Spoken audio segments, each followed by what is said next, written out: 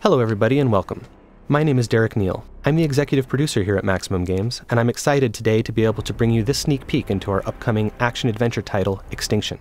What you're about to see is a small slice of one level, and this is a very early pre-alpha build, so please expect some things to change between this and the final version. With that said, let's get started. Extinction takes place in a lush, vibrant fantasy world, full of painterly textures and bright, rich colors. But this world has come under siege by an organized army of massive otherworldly invaders known as the Revenni, who have begun systematically eradicating humanity off the face of the planet. You play as Avil, one of the last of the Sentinels, a legendary group of warriors with the skills and tools necessary in order to take down these massive foes. The gameplay in Extinction emphasizes high-speed traversal around the environment. In addition to the basic jump and double jump, Avil can also run horizontally along walls, run vertically straight up walls, air dash through the sky, come floating back down gently, can bounce off of springy objects in the environment such as building awnings or treetops, and can use his whip like a grappling hook to get around. When he does this, time slows down, giving him time to plan his next move and make split-second decisions. Of course, Avil's ultimate goal is to save as much of humanity as possible. He needs to protect them from the constant onslaught of the ogres and their minions. He does this by engaging them in real-time, skill-based combat. In addition to his series of regular strikes, he can also execute powerful AoEs, launch enemies into the sky, slam them back down to the ground, cancel his attacks into rune strikes for massive damage, and cancel his attacks into dodges in order to evade his opponent's strikes. Of course, the star of the show is Avil's combat with the ogres. Now, with their minions defeated, it's time for Avil to take on their master, one of the enormous Revenni who has been rampaging through the countryside, obliterating everything in our fully destructible environments. The ogres themselves are fully dismemberable, but they wear armor in order to protect themselves.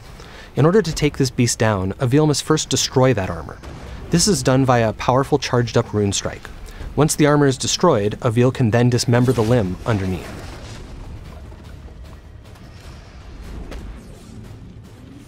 Dismembering limbs like this builds energy which Avil will need to ultimately be able to strike the finishing blow.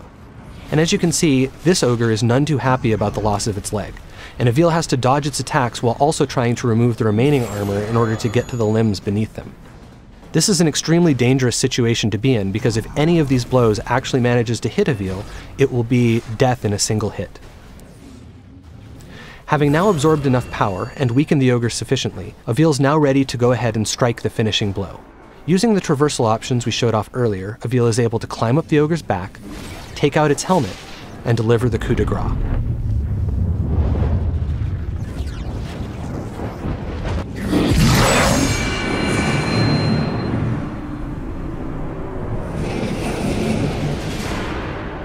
That was a relatively easy fight against a relatively basic opponent, but not all enemies are so simple.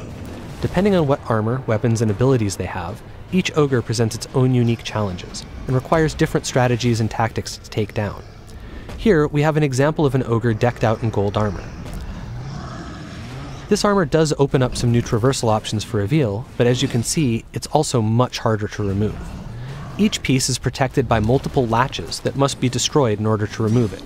4 of them on each leg piece, and 2 on each arm piece.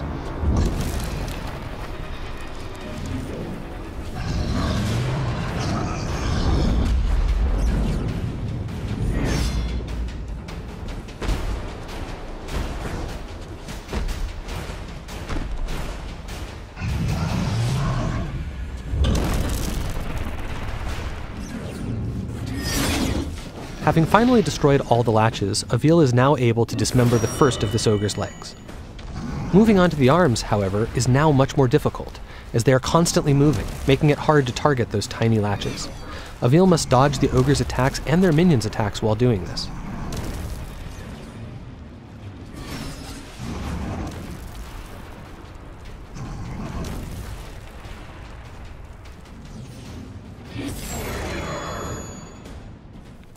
It has now taken sufficiently long to take down this ogre that its leg has regenerated, and it stood back up, but it no longer matters. Flush with energy from his last kill, Avil is ready. He climbs up the back of the ogre and is presented with one final challenge, staying up there long enough to take out its remaining armor. First, he removes the helmet, and then the collar. With these two obstacles out of the way and its neck exposed, Avil can finally go in for the kill. And so, the second ogre falls.